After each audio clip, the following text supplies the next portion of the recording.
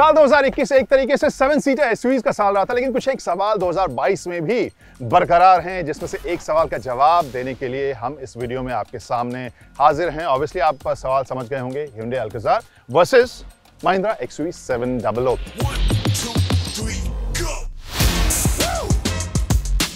इन दोनों के बीच में परफॉर्मेंस के हिसाब से, स्पेस के हिसाब से, फीचर्स के हिसाब से, यूटिलिटी के हिसाब से कौन सी बेहतर है वो हम जानने की कोशिश करेंगे। एसयूवी जो 7 सीट्स का भी ऑप्शन दे रही हो। सो इन केस आप कंफ्यूज हैं तो आपके लिए वीडियो है।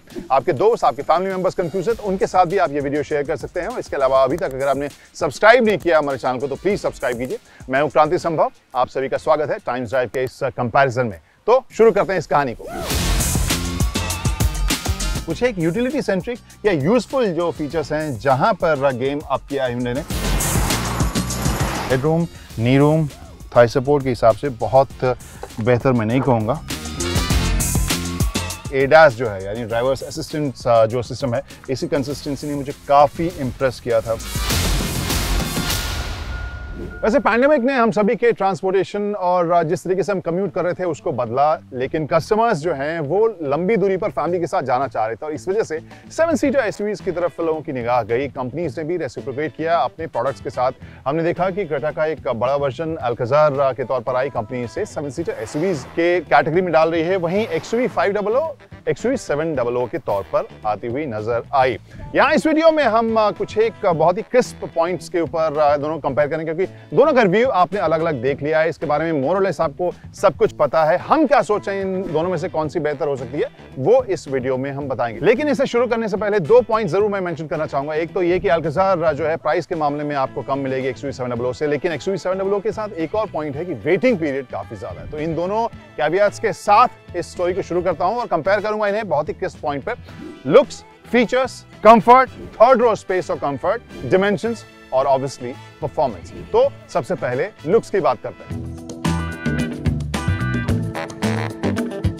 लुक्स के डिपार्टमेंट में LED ने दोनों के लिए ही एक काम किया है, अलग आइडेंटिटी देने का काम। और XUV 700 के LED DRL की हम बात करें या फिर हम इस अल्काज़ार की बात करें, एक अलग पहचान ये जरूर दे रही है। डिजाइन और ये पैटर्न आप दूर से ही समझ जाएंगे कौन सी गाड़ी आ रही है। ओवरऑल दोनों ही स्मार्ट, दोनों ही खूबसूरत आपको लेंगे, लेकिन XUV 700 ज्यादा स्पोर्टी, ज्यादा टिपिकल SUV वाली फील देता है, स्पेशली एक ऊंचे फील के साथ।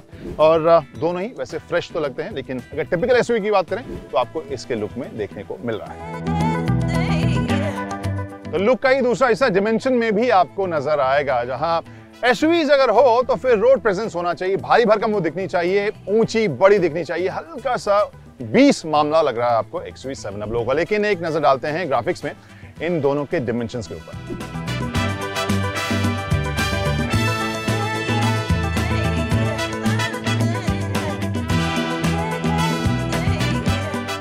अब बात करते हैं फीचर्स की, जहां पर Hyundai ने शुरू से ही बहुत सारे फीचर्स के साथ न सिर्फ गेम को अप किया बल्कि बाकी मैन्युफैक्चरर्स को भी पुश किया है कि वो इस तरह के फीचर्स अपनी गाड़ियों में लाएं। और कुछ एक फीचर्स तो सामने जो आपको दिखाई देते हैं वो काफ़ी काम के, काफ़ी अच्छे हैं। चाहे वो स्क्रीन का साइज़ हो, जैसे इसमें पैडल शिफ्टर्स आपको मिल रहा है, पावर्ड सीट इसमें मिल रहा है देखने को, और इसके अलावा कनेक्टिविटी फीचर्स, वॉइस कमांड्स, ये सभी काफ़ी काम के और कंसिस्टेंटली काम करने वाले फीचर्स हैं जो मुझे काफ़ी इंप्रेसिव लगते हैं। कुछ एक यूटिलिटी सेंट्रिक या यूजफुल जो फीचर्स हैं जहाँ पर गेम अप किया है Hyundai ने, जिसमें से एक मुझे एयर प्यूरीफायर लगता है। जिस तरह से हम माहौल देखते हैं, खासकर दिल्ली में, एयर प्यूरीफायर काफी काम की चीज आपको नजर आएगी। इसके अलावा यहाँ पर इंडिकेटर आप जब देते हैं तो जिस भी साइड इंडिकेटर आप दे रहे हैं उस साइड का कैमरा आपको दिखा रहा है कि कहीं कोई ब्लाइंड स्पॉट तो आपको देखने को नहीं मिल रहा है, यानी कोई भी गाड़ी आपके पीछे से आ रही है आपको पता चलेगा।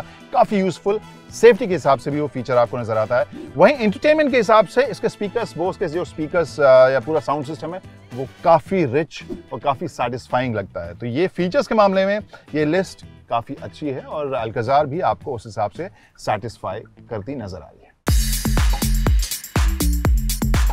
Now the first row seat of XUV 700, और यहाँ पर जो फीचर्स की लिस्ट है उसके बारे में मैं बात करूँ, ओवरऑल काफ़ी मॉडर्न आपको ये कार देखने को मिलेगी। स्पेशली जो ये स्क्रीन है, जो लंबा स्क्रीन, बड़ा स्क्रीन, वो आपको काफ़ी हाई एंड कार्स में देखने को मिलता है। एक और फीचर जो हाई एंड कार्स में आपको देखने को मिलेगी, जो लेआउट यहाँ पर देखने को मिल रहा है, वो है जो पावर्ड सीट है उसके बटन्स, आमतौर पर आपने मर्ग में इस तरह के पैटर्न देखे होंगे।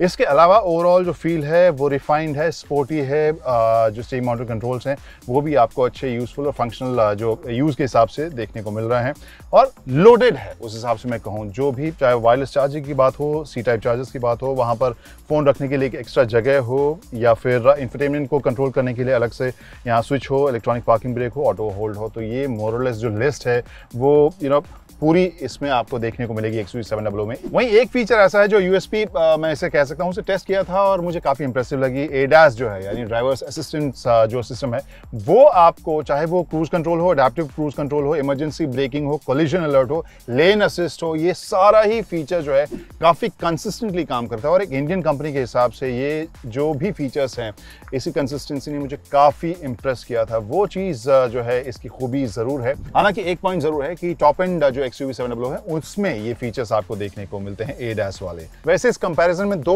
और ब्रांड बहुत ही जोरदार लड़ाई कर रहे हैं, सोनी और बोस। यहाँ पे सोनी सिस्टम आपको देखने को मिलेगा XUV700 में, और उसका जो परफॉर्मेंस है वो हम जरा सा आपको सुना देते हैं।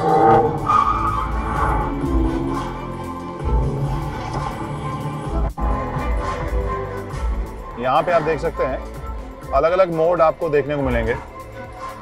Stage, party, breezy, 3D of, immersive 3D। So overall आप सेटिंग चेंज होते हुए सुन सकते हैं, फील कर सकते हैं। एक चीज मैं जरूर कहूंगा, जब वॉल्यूम बहुत हाई करता हूं वहां पे मुझे बोस की क्लैरिटी ज्यादा पसंद आई, but this is pretty cool.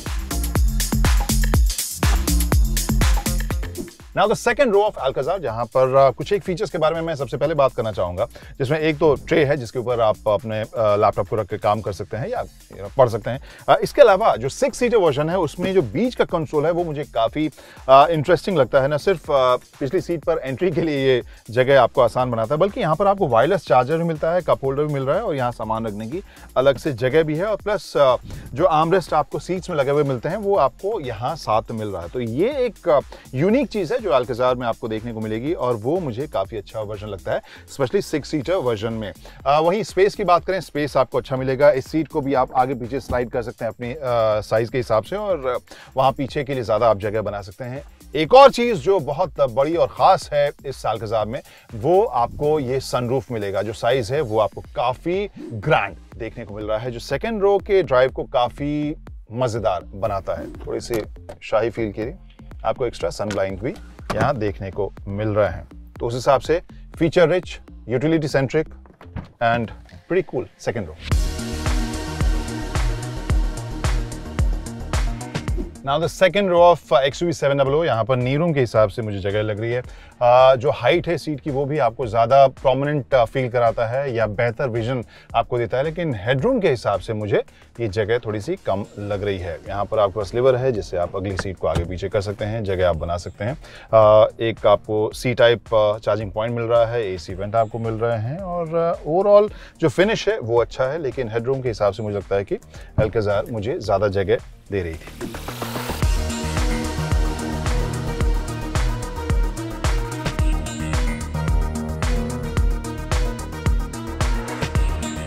Okay guys, third row Alcazar का। एंट्री कैसी है सबसे पहले आपको ये दिखाएं। आराम से इसे आप टम्बल कर सकते हो आगे पीछे।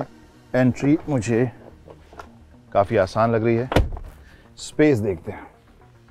स्पेस यहाँ पर मेरे साइज़ के लिए आपको कम मिलेगी, याद दिलाने की जरूरत नहीं। I'm 6'3", यानी छोटे बच्चे या एवरेज से छोटे हाइट के लोगों के लिए, छोटे सफ़र के लिए आपको जगह जो है वो काफ़ी नज़र आएगी। फीचर्स के या सुविधा के हिसाब से एक बॉटल होल्डर आपको मिलेगा, फ़ोन रखने की जगह सेम इस साइड भी, USB का एक पॉइंट मिलेगा और एक वेंट मिलेगा इस साइड भी, लेकिन यहाँ पर ब्लोअर के स्पीड को कंट्रोल करने के लिए स्विच भी आपको पिछली रो में दिया गया है। That is useful and functional. तो ये कहानी है अल्काजार के थर्ड रो की।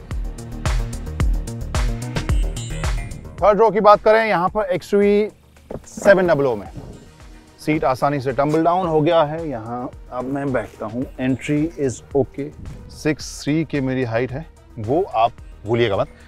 स्पेस फिर से छोटे बच्चों के लिए, एवरेज हाइट से कम जो हाइट है जिनकी, उनके लिए छोटे सफ़र के लिए ये काम की जगह मुझे देखने को मिल रही है। कप होल्डर है, AC वेंट है, USB का पॉइंट नहीं है, 12 वोल्ट का पॉइंट यहाँ पर एक देखने को मिल रहा है, प्लस AC वेंट को कंट्रोल करने के लिए या ब्लोअर को कंट्रोल करने के लिए एक स्विच आपको देखने को मिल रही है। तो हेड रूम, नी रूम, थाई सपोर्ट के हिसाब से बहुत बेहतर मैं नहीं कहूँगा। सो काफ़ी कंपेरेबल है अगर मैं अल्काज़ार और XUV700 के थर्ड रो की बात करूँ तो।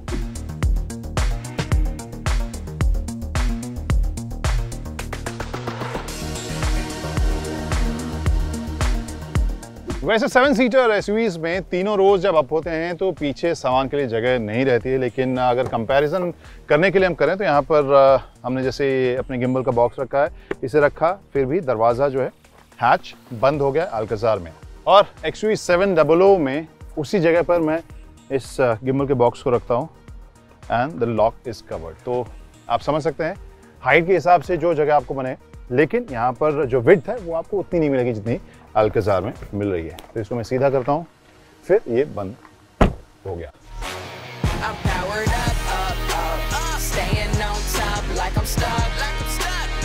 ड्राइव परफॉर्मेंस के हिसाब से XUV700 और Hyundai अल्काज़ार को कंपेयर करने से पहले इनके इंजन स्पेसिफिकेशंस की हम बात कर लेते हैं, जहां 2 लीटर पेट्रोल इंजन एक नया एलिमेंट था अल्काज़ार में क्रेटा के मुकाबले।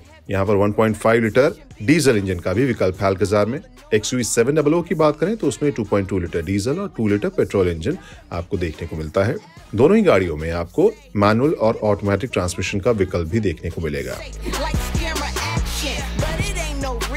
पावर डिलीवरी, हैंडलिंग, ट्रांसमिशन के हिसाब से दोनों ही रिफाइंड, स्मूथ और ड्राइवर फ्रेंडली व्हीकल्स मिलती हैं, और दोनों ही के डीजल वर्जन्स कैबिन में थोड़े ज्यादा शोर मचाते महसूस होंगे, लेकिन ये तो सिमिलैरिटीज हैं। इन दोनों में फर्क क्या है? अल्काज़ार एक हल्की और चुस्त 7 सीटर सवारी महसूस होती है। स्टीयरिंग रिस्पॉन्स आपको सटीक मिलेगा, ब्रेकिंग अच्छा है, सस्पेंशन का सेटअप कंफर्टेबल साइड पर आपको ज्यादा महसूस होगा, जो दूसरे रो के पैसेंजर के लिए अच्छी खबर रहती है। वहीं XUV700 कुछ ज्यादा ग्रंटी फील होती है, थोड़ी ज्यादा ताकतवर महसूस होती है। एक टिपिकल SUV की तरह आप थोड़ा सा ऊंचा बैठे हुए महसूस करते हैं, और जो पावर के आंकड़े हैं वो तो आपको इंजन स्पेसिफिकेशंस में नजर आ ही जाते हैं। वहीं डीजल इंजन के साथ एक ऑल व्हील ड्राइव ऑप्शन भी आपको देखने को मिल रहा है, लेकिन ओवरऑल पैकेज की बात करें तो XUV700 का पेट्रोल ऑटोमेटिक बहुत ही तेज तर्रार ऑप्शन देखने को मिलता है।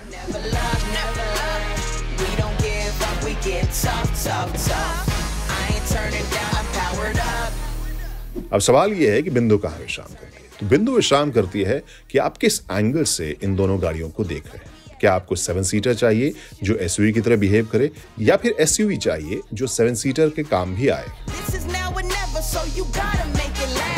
यहाँ पर जवाब 2 हो सकते हैं। एक तो छोटा जवाब ये कि अगर आप इंतजार नहीं कर सकते हैं क्योंकि XUV700 में वेटिंग पीरियड बहुत ज्यादा है, तो जाइए और अल्काज़ार खरीद लीजिए, और नहीं तो फिर आप चुनिए उस गाड़ी को जो आपकी जरूरत के हिसाब से बेहतर फिट होती है। कहने का मतलब ये कि अगर आपको एक 7 सीटर गाड़ी चाहिए जो स्पेशियस हो, कंफर्टेबल हो और स्पोर्टी भी हो, हाईवेज और खराब सड़कों के लिए भी, तो अल्काज़ार की तरफ आप जा सकते हैं। वहीं अगर आप एक टिपिकल SUV खरीदना चाहते हैं जिसमें आपके पास 7 सीटों का ऑप्शन भी हो, तो फिर आप XUV700 की तरफ जा सकते हैं। We don't give up, we get tough, tough, tough. I ain't turning down, I'm powered up.